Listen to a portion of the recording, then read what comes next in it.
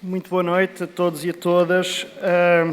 Quero agradecer a oportunidade de estar aqui convosco e saudar também a coragem do Bloco de Esquerda. Coragem por vários motivos, o primeiro dos quais, seguramente menos importante, é a coragem de convidarem um reformista assumido para vir falar a um evento de um partido radical sobre reformas, e isso exige alguma coragem, portanto é o primeiro voto. O segundo motivo pelo qual me parece que é corajoso o que está aqui a acontecer hoje é o facto, precisamente, de o Bloco se predispor a avançar com um conjunto de propostas. Sabemos que muitas delas vêm na linha de trabalhos anteriores do Bloco, mas há aqui uma tentativa de sistematicamente procurar respostas diferentes daquelas que habitualmente são dadas a alguns dos problemas fundamentais da economia portuguesa, a alguns dos desafios fundamentais na economia portuguesa, e em larga medida, e é aqui que está a dimensão corajosa do ato, em larga medida fazê-lo no campo do adversário. Isto é, para resolver os problemas que vocês dizem que nós temos propostas que não são aquelas que vocês dizem que nós devemos ter. E isto é um ato de coragem, na medida em que exige da parte do Bloco, não é propriamente um partido de enormes dimensões e com uma quantidade gigantesca de quadros tecnicamente formados para debater muitos dos temas que foram aqui trazidos, a predisposição para se preparar, para argumentar, para defender as suas posições, a predisposição necessariamente para errar. Eu hoje não vou estar a discutir reservas que tenho em relação a um ponto ou outro da apresentação que foi aqui feita, mas não há intervenção pública consequente sobre temas de Estado que não parta do pressuposto que por vezes vamos estar a dizer disparates. Como dizia o Bento Jesus Caraça, se não receio o erro é porque estou sempre pronto a corrigi-lo, e eu acho que é a atitude que se tem de ter quando se faz esta cedência ao reformismo, que me parece muito importante. E parece muito importante por uma razão simples. Eu ficaria, sinceramente, muito preocupado se de repente os partidos radicais e revolucionários portugueses se transformassem em partidos reformistas. Mas entendo desde há muito que os problemas, eu não quero chamar estruturais, que a palavra está um bocadinho gasta, mas os problemas de longo prazo, aqueles que já estão connosco há muitos anos e que vão continuar connosco durante muitos anos, que afetam a economia, a sociedade, a democracia portuguesa, são questões que exigem uma predisposição para pequenas mudanças que não são transformações muito abrangentes do sistema, mas são pequenas mudanças que dão dignidade e que dão decência à sociedade em que nós vivemos, e será sempre um problema fundamental da nossa democracia se apenas o Partido Socialista, se o Partido Socialista for o único partido que se reclama da herança da Revolução Francesa em Portugal a fazer este tipo de debate sobre o Estado português e sobre as suas funções. Bom, há uma terceira dimensão de coragem nesta iniciativa do Bloco, e esta parece-me a mais séria das três, que tem a ver com o facto, se eu disse há pouco que o Bloco, ao discutir esta discussão, está a fazê-lo no campo do adversário, isto ainda é mais assim quando nós temos uma noção clara de o que é o Plano Nacional de Reformas. E eu gostaria de dedicar alguns minutos da minha intervenção a falar sobre isto, para que nos entendamos bem sobre o que está aqui em causa. O Plano Nacional de Reformas é um elemento indissociável de um projeto neoliberal para a União Europeia. A União Europeia, a partir dos anos 80, foi basicamente, passou a ser controlada a um nível para lá do que havia sido no passado, já o era em boa medida, mas passou a ser controlada e por um grupo que saiu vitorioso em todos os momentos cruciais sobre aquilo que deveria ser o processo de integração europeia. Um grupo que tem uma visão para a Europa assente no pressuposto de que o continente europeu deve constituir um mercado onde os Estados estão limitados ao máximo na sua capacidade de interferir sobre o funcionamento dos mercados. E isto foi feito, em primeira instância, com a criação do mercado interno europeu, e, portanto, com uma política que derrubava fronteiras, mas fazia acompanhar o derrubo das fronteiras, entendamos também aqui o derrubo das fronteiras para os movimentos de bens, serviços e capitais, não tanto para pessoas, mas fazia acompanhar este derrubo das fronteiras de uma política de concorrência que, na verdade, tem como seu objetivo prioritário servir de cão de guarda para impedir que os Estados intervenham no funcionamento dos mercados, por muito bem justificada democraticamente que essa intervenção seja feita. O segundo momento é, obviamente, a criação da União Económica e Monetária, onde os Estados não apenas são absolutamente desprovidos de instrumentos fundamentais para conseguirem lidar com os desafios que as respectivas economias enfrentam, a política monetária, o controle sobre a taxa de juros, mas também a política cambial e o funcionamento, a regulação do sistema bancário, e que é um aspecto aqui crucial, mas também, logo a partir de 1997, já estava no Tratado de Maastricht, mas em 97, com a aprovação do Pacto de Estabilidade e Crescimento, que consiste em, depois de se retirar o poder de apoio à estrutura económica através da política de concorrência, depois de se tirar a possibilidade de intervenção do Estado através da política monetária e da política cambial, há uma dose crescente deste controlo sobre os mecanismos democráticos de gestão da economia, que consiste em reprimir as possibilidades de utilização da política orçamental. Bom, nós sabemos que durante muitos anos não houve grande capacidade para impor estas regras, porque as coisas começaram a funcionar mal desde muito cedo, quanto ao cumprimento das regras do Tratado de Maastricht e do Pacto de Estabilidade. E, portanto, a primeira oportunidade que houve, que foi durante a chamada crise das dívidas soberanas, as regras orçamentais foram apertadas para procurar levar ao extremo o controle sobre os Estados. A questão é que toda a gente percebeu na União Europeia já há algum tempo que controlar os orçamentos não chega. E não chega por uma razão muito simples.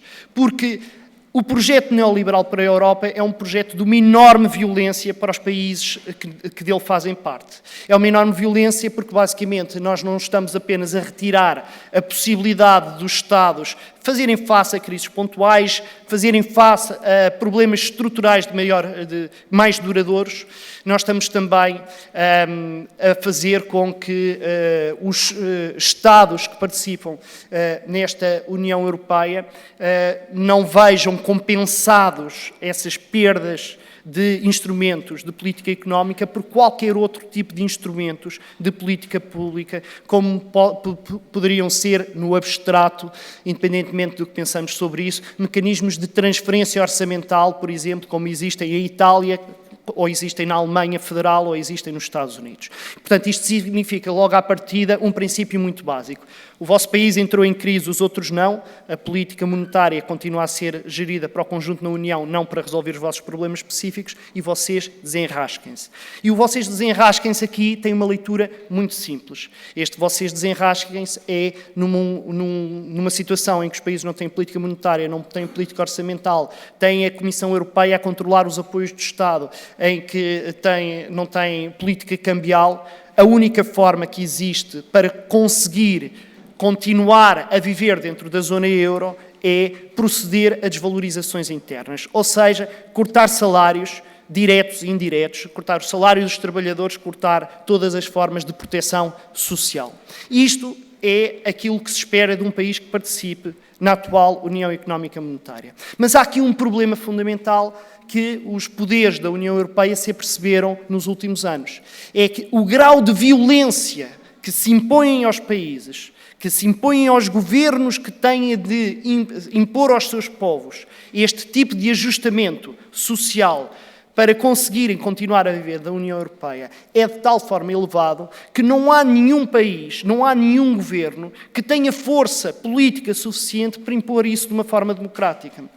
E então arranjou-se uma solução simples para isto, que é, apesar dos tratados não darem o poder às instituições europeias para gerir várias coisas que temos vindo a discutir nestes últimos anos, os tratados não dão o poder às instituições europeias para decidir sobre segurança social, sobre leis laborais, não dão o poder para decidir sobre fiscalidade. Nada disto são competências das instituições europeias. São competências que, por tratado, estão atribuídos aos Estados nacionais. Agora, o que os poderes instalados na União Europeia perceberam foi que, sem conseguirem impor aos Estados alterações nestes domínios, os Estados rapidamente entrariam numa trajetória de divergência e iria ser impossível mantê-los dentro da zona euro.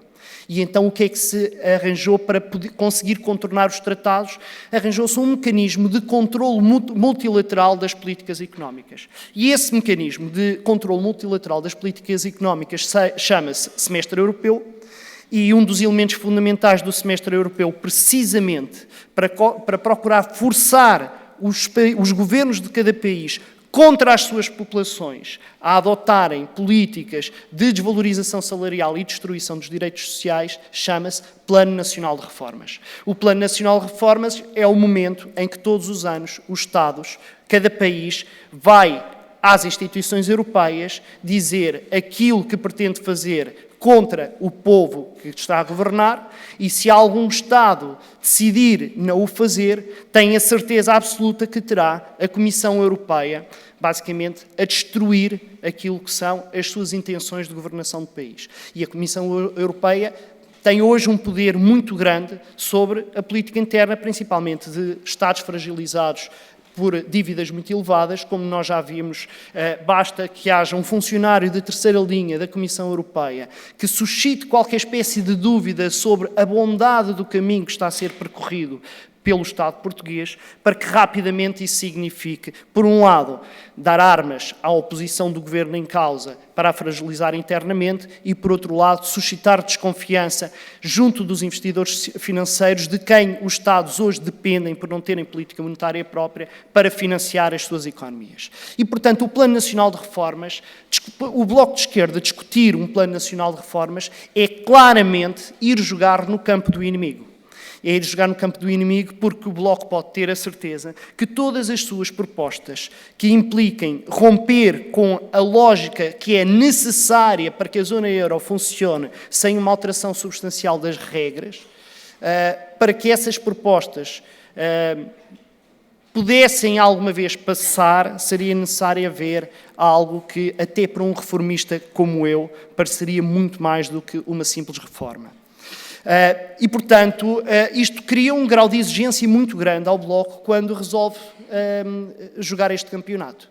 Implica ter um discurso muito claro acerca, por um lado, daquilo que são os principais desafios que o país enfrenta do ponto de vista económico, e ter uma grande capacidade de argumentar até que ponto é possível enfrentar estes desafios sem ser obrigado a adotar aquilo que os poderes instalados entendem que é fundamental para viver na União Económica e Monetária. Eu devo-vos confessar que não tenho certezas nenhumas sobre a possibilidade de fazer a quadratura deste círculo.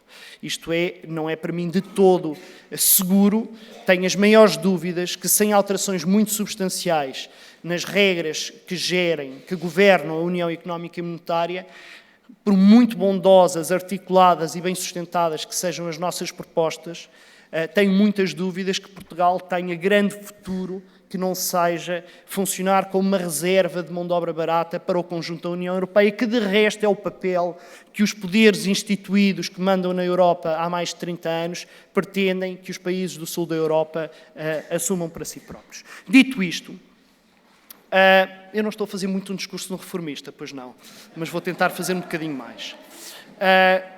Dito isto, tentemos perceber quais são os problemas fundamentais que a economia portuguesa enfrenta. Bom, do ponto de vista, aqueles problemas estruturais que não são inventados, eles existem, Por muito nós gostássemos que eles não existissem, eles estão lá e nós temos de lidar com eles. Temos um problema muito severo de dívida pública. Este problema muito severo de dívida pública significa basicamente que, como não temos moeda própria para financiar as nossas necessidades de gestão do Estado, estamos sempre dependentes de financiamento externo e quanto maior for a dívida pública, maiores são as nossas dificuldades de nos financiarmos externamente. É um dos nossos problemas. Temos um segundo problema de que a dívida pública é parte, mas que não esgota este segundo problema, que é a dívida externa. Temos uma dívida externa extremamente elevada. Porquê? Porque, ao contrário de Itália, que tem muita dívida pública, mas que deve aos privados italianos, os privados portugueses, sejam particulares, sejam empresas, estão também eles endividados junto da banca portuguesa, que está, por sua vez, endividada junto de instituições estrangeiras, nomeadamente junto de banca estrangeira. E nós temos um problema de dívida externa extremamente elevado. Este problema da dívida externa agrava as dificuldades de financiamento da economia portuguesa, para além de significar uma coisa prática muito relevante, que é, todos os anos, uma parte significativa da riqueza que produzimos vai para fora do país. E essa riqueza que vai para fora do país significa empobrecimento da economia nacional, significa menos capacidade de dinamizar a economia, menos capacidade de dinamizar o emprego. Temos um problema de dívida pública e temos um problema de dívida externa. Bom, se eu estivesse a falar em nome da Comissão Europeia, eu ficaria por aqui. Estes são os problemas que interessa à Comissão Europeia resolver em Portugal.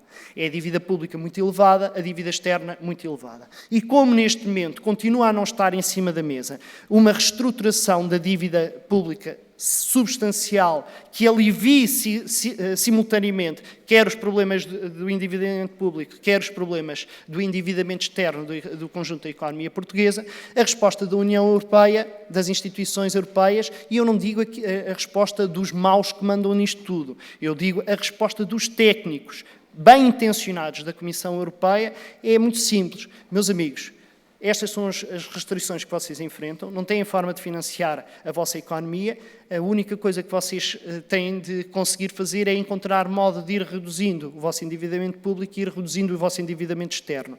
É difícil fazer essas coisas ao mesmo tempo, nós sabemos. Porquê? Por uma razão muito simples. A forma de reduzir o endividamento externo passa, como não tem outros instrumentos, passa por baixarem salários e baixarem os impostos sobre as empresas e baixarem as contribuições das empresas para a segurança social. Claro que se vocês fizerem muito isso, estão a criar um clima recessivo na vossa economia, e se cria um clima recessivo na vossa economia, depois a vossa dívida pública vai sofrer. Portanto, meus amigos, vocês estão aqui com um problema tramado, que é, se quiserem resolver o problema da dívida pública, arriscam-se a agravar a dívida externa. Se quiserem resolver o problema da dívida externa, arriscam-se a agravar o problema da dívida pública. Basicamente, vocês estão tramados, portanto, portem-se bem e não façam um grande alarido, que é para ver se passam entre os pingos da chuva. E isto tem sido a política oficial da União Europeia em relação a Portugal nos últimos anos, e sê-lo-á nos próximos anos. Tentar transmitir a ideia de que podemos fazer outra coisa para resolver os nossos problemas da dívida externa e da dívida pública, num contexto em que não há reestruturação de dívida e num contexto em que não há alterações substanciais das regras orçamentais, é verdadeiramente um desafio heroico. Bom, do meu ponto de vista, o facto de ser um desafio heroico e o facto de eu ter grandes dúvidas sobre a sustentabilidade a prazo disto tudo, e eu tenho grandes dúvidas porque eu não estou à espera de grandes alterações na União Europeia. Acho que quem criou esta União Europeia criou para isto mesmo, e essas pessoas são quem continua a mandar na União Europeia. Eu não vejo por que motivo é que haviam de querer agora alterar a União Europeia que temos. Não vejo grandes alterações para isto e também não vejo que as dificuldades estruturais que a economia portuguesa enfrenta possam ser mudadas de um momento para o outro, por isso é que elas são estruturais. Portanto, descontando estas dúvidas sobre a sustentabilidade disto tudo a prazo, eu neste momento tenho uma preocupação que não é há 10 anos, é uma preocupação há alguns meses, 1 ano, a 3 anos, que é responder ao maior problema que nós temos na atualidade. E o maior problema que nós temos na atualidade não vem nas prioridades da União da Comissão Europeia, não é nem a dívida pública, não é a dívida externa, é o desemprego mais ou menos disfarçado que nós temos na nossa economia. E, portanto, qualquer programa de esquerda deve procurar explorar todas as oportunidades que tem para criar emprego, para criar atividade económica. Ora, os traços fundamentais do que foi apresentado aqui como contributo do Bloco para o Plano Nacional de Reformas vai claramente ao encontro destas necessidades. Isto é, permite simultaneamente evitar um agravamento da dívida externa, indo a algum dos itens fundamentais que têm a ver com as origens do nosso endividamento externo. O sistema financeiro é uma questão absolutamente fundamental. A especulação imobiliária que anda à volta da questão da habitação é uma questão fundamental. Nós, enquanto continuarmos a ter formas de alimentar uma economia baseada no botão, que foi aquilo que tivemos durante muitos anos, vamos estar a agravar o nosso endividamento externo, porque a economia baseada no botão não contribui um cêntimo para exportações e tem muito de importações e, mais do que isso, implica pagamento de juros ao exterior, portanto, agrava a nossa dívida externa. O combate à economia do imobiliário, da construção, da especulação é um aspecto crucial, tal como é o combate à nossa dependência e à ineficiência energética, que é outro dos elementos fundamentais, e a questão da balança alimentar, que nós, em abstrato, poderíamos dizer, quer dizer, porque é que nos havíamos de preocupar especificamente com a balança alimentar?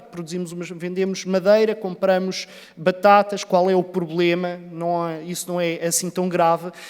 A verdade é que o argumento, eu creio que o Zé Guzmão o colocou aqui de uma forma muito clara, a agricultura é um setor muito utilizador de mão de obra e, portanto, neste momento, contribuirmos para a autossuficiência alimentar é contribuirmos para criar emprego, é contribuirmos para dar, de alguma forma, para dar uma resposta ao nosso problema fundamental, sem agravar aquilo que preocupa os cães de guarda que nos estão a observar a cada momento. E eu penso que no curto prazo, no curto e médio prazo, nós não temos outro caminho que não seja este. O caminho é, não esquecendo, já para não falar aquelas partes em que eu não me meto, que é o domínio da Revolução Socialista, mas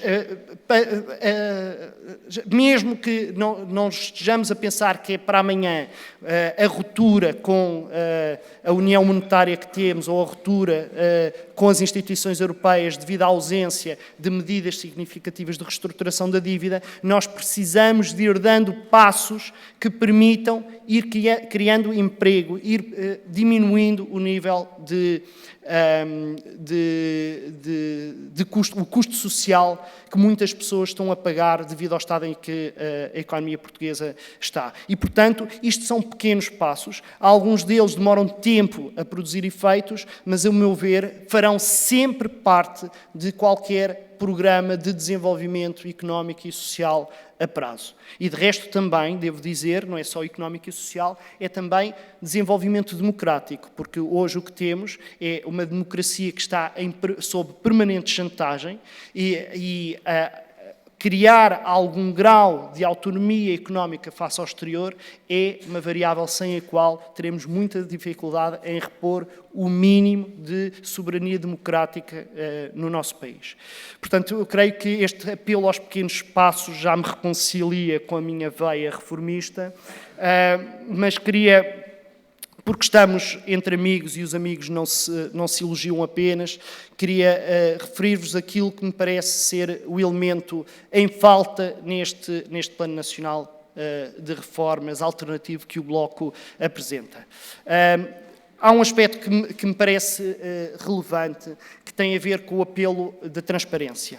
Transparência das contas públicas, e eu tenho recusado sistematicamente todos os discursos que atribuem ao compadrio, à corrupção, os nossos problemas. Eu acho que os problemas fundamentais da economia portuguesa estariam lá mesmo sem compadrio e sem corrupção, o que obviamente não significa que eu ache que seja positivo haver compadrio, corrupção e tráfico de influências na nossa sociedade.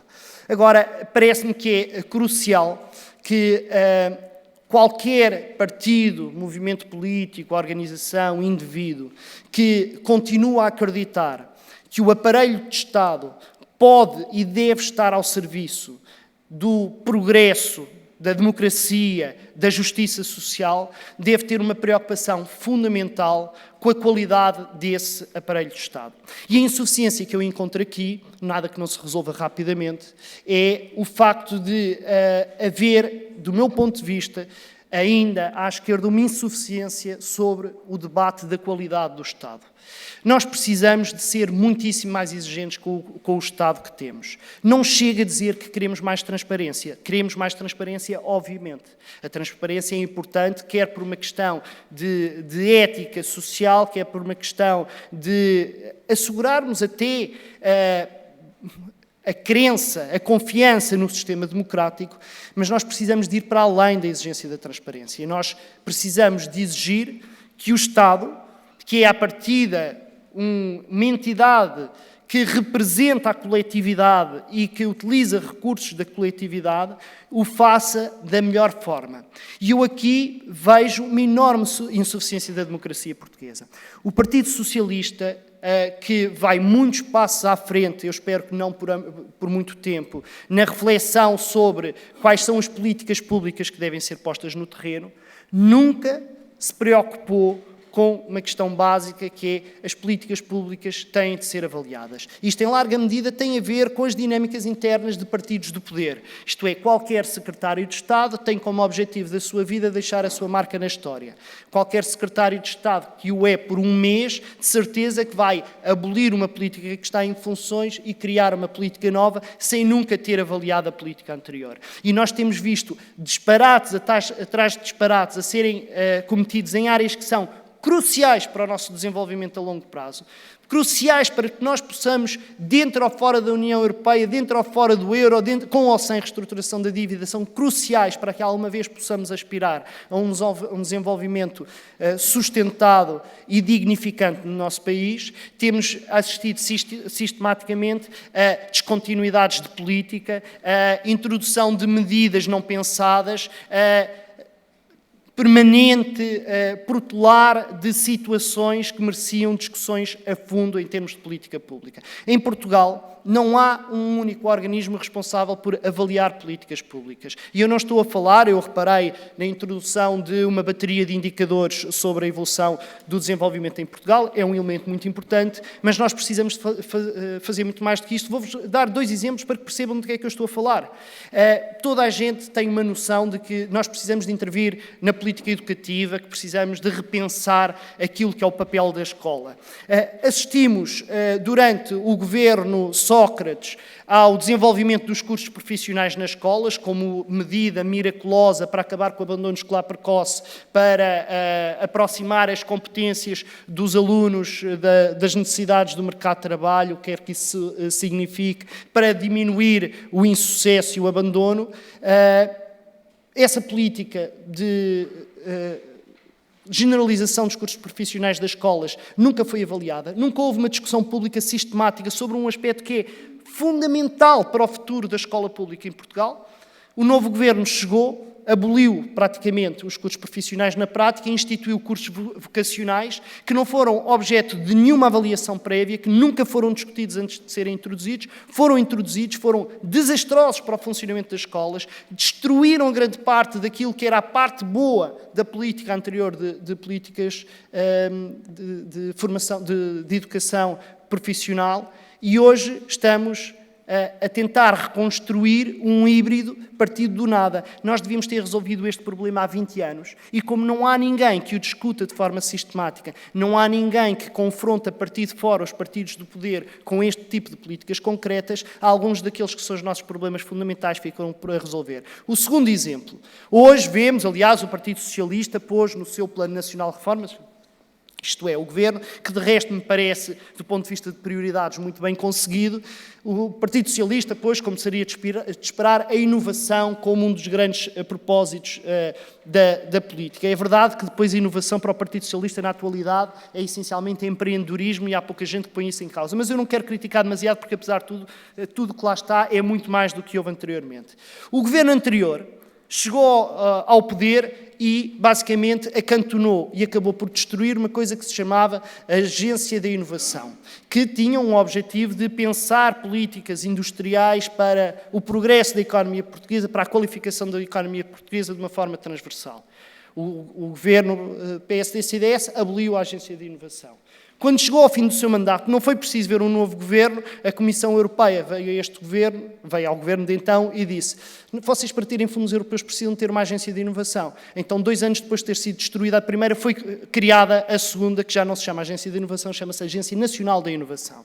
E isto é o exemplo do que é a má utilização do Estado em várias áreas de política pública para promover aquilo que deveria ser um projeto de desenvolvimento coletivo. E eu acho que Portugal precisa mesmo de um projeto de desenvolvimento coletivo. Nós temos uma economia que é extremamente frágil, temos constrangimentos extremamente elevados e ou temos a capacidade de pensar o desenvolvimento desta economia a prazo ou estamos tramados. Estamos mesmo condenados a ser um mezzogiorno, as regiões do sul da Itália, para o conjunto da Europa, com a diferença fundamental que não temos a possibilidade de eleger o Presidente da República nem o governante, e outra diferença que não é menos relevante, que é a Lombardia dá 30% dos seus impostos para as regiões do sul de Itália. Não estou a ver a Alemanha alguma vez a dar 30% dos seus impostos aos países do sul da Europa. Portanto, nós temos mesmo um desafio muito grande para conseguir que este país seja mais do que uma reserva de índios daqui a 20 ou 30 anos. Se deixamos o pensamento sobre isto apenas aos habituais partidos do governo e os partidos à esquerda dos partidos habituais do governo centram a sua ação, que também é necessária em causas muito pontuais, cria-se aqui um vazio para a democracia portuguesa, que, a meu ver, é um vazio perigoso para a sustentabilidade económica, social, cultural, democrática deste país. E, portanto, o apelo, e assim terminava para não estar a cansar-vos mais, o apelo que eu faria neste contexto é que o Bloco vá mais longe na sua coragem, se torne ainda mais reformista, não esquecendo todas as outras vertentes, mas pensando que nós precisamos mesmo de ter projetos para diferentes cenários de evolução deste país chamado Portugal, e para isso precisamos de nos preocupar muito mais com o Estado enquanto instituição e precisamos de desafiar a direita naquele